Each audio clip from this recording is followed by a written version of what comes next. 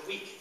And if you look at this just sort of straight trajectory, if we don't increase the pace, that means at the end of 2009 we'll have 250,000 pages. Now what's important to realize is each of these pages represent 10 to 20 searches. So actually, we'll have a couple of million searches covered. Well, I think we're starting to answer that question if it will scale. It can scale.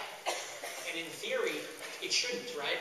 Just like the Wikipedia, in theory, shouldn't. But one of the things I've learned as an entrepreneur is a lot of times the things that don't work in theory do work in practice.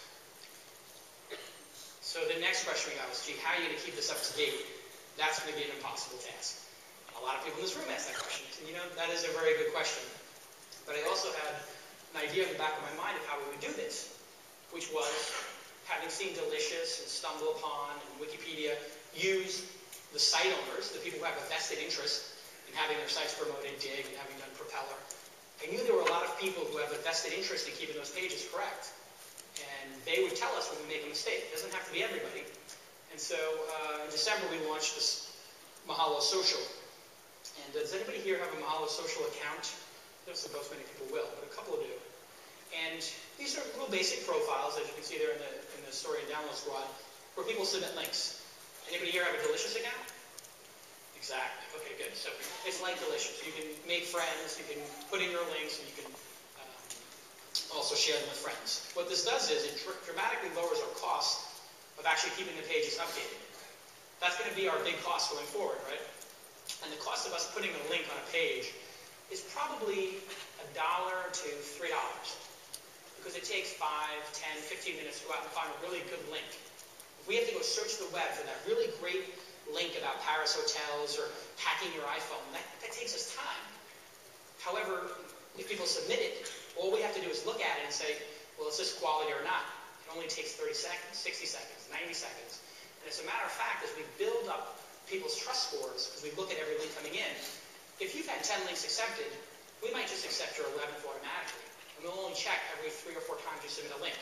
So we're starting to build this trust score like eBay in the social network. And it's actually worked. And you can see here the cumulative registrations really jumped in December for Mahalo. It's over 17,000 people there.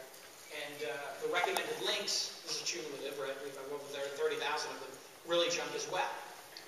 The message board posts, a little bit more, but not so much in terms of a big number. It's still a pretty low number. And the message boards really exist, like the discuss pages on Wikipedia, so that if people disagree with how we rank something, and that was the other big question, how do you reduce bias in a system like this? Well, the way we reduce bias is we'll discuss with anybody, anytime, in public, the order of the links that we put on the page.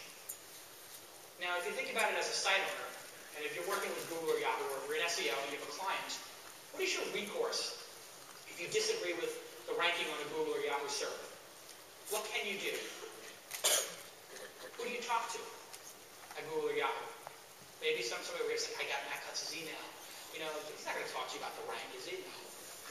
Basically what Google and Yahoo and Microsoft and the whole group have done is they created the SEO industry because they weren't willing to talk to site owners.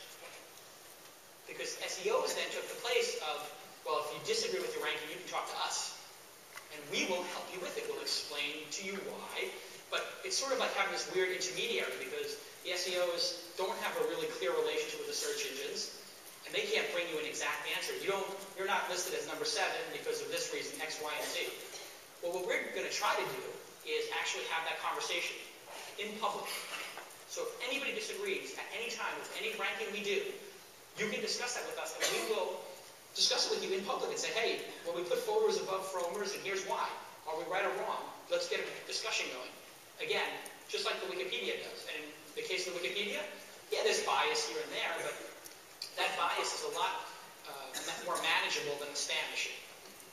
You'll never find a spam link in Mahalo. It's impossible to do it.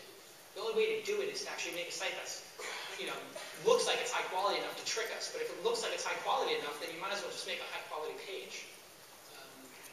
And so this went pretty well. We also added this toolbar. Does anybody here use Mahalo Follow or Mahalo Share?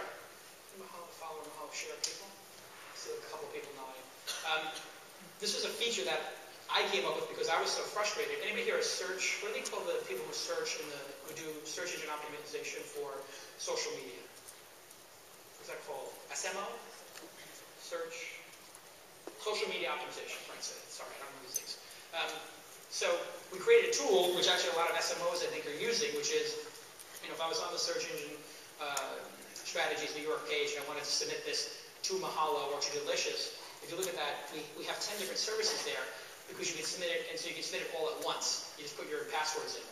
Because I was getting frustrated having to submit the same pages, a blog post, a picture, a Mahalo page, to my Twitter, to my Tumblr, to Jaiku, Facebook, Faves, Pounds, StumbleUpon, Google Bookmarks, Magnolia, Delicious, MySpace, and Mahalo. So it's actually 12 services now. And the difference with this toolbar was, instead of just submitting it for tags, you actually have to explicitly say what search term you submit it for. And every time we submit one of these links, and about 500 of them come in a day, we have 3 full-time people who look at them. So imagine if at Delicious or StumbleUpon, there was somebody looking at every link. And if I could get a mulligan on Netscape Propeller, I would have made the system whitelisted. Because all the SEOs came rushing in when they realized we had a PageRank 9. I didn't know this until, yeah, all right, thanks, appreciate it. Whatever, you got me. I can admit it when I get duped. But I would have made it a whitelisted service where, in order for any time a new domain gets in there, it has to be looked at by a human and at least validated that the site is not total crap. And I may have made it so only sites that have been around over a year could be on this service in general, as a sort of fuzzy rule, a loose rule. But anyway, we're doing it now, and here's a look at how many links have been recommended to the system. So you see we used to get like 1,000 a month, but now boom, we're getting almost up to 15,000 a month now. In March it will definitely be 15,000. And we look at every one.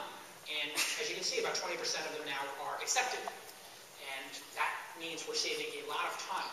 Those 2,000 that are accepted every month would have cost us about 10 minutes, about $3. So that's, if you do the math, $6,000 in savings. This will only grow, and only a small number, that little thin blue line at the bottom, are actually banned. Spammers have basically given up trying to spam Mahalo because they know, we find out immediately, we ban that, and then we ban the domain name. So they basically, really help us out. So we're 9 months in, and people have seen some of the traffic and talked about it, and it's done pretty well. I think we have 4.1 million uniques in the past 30 days.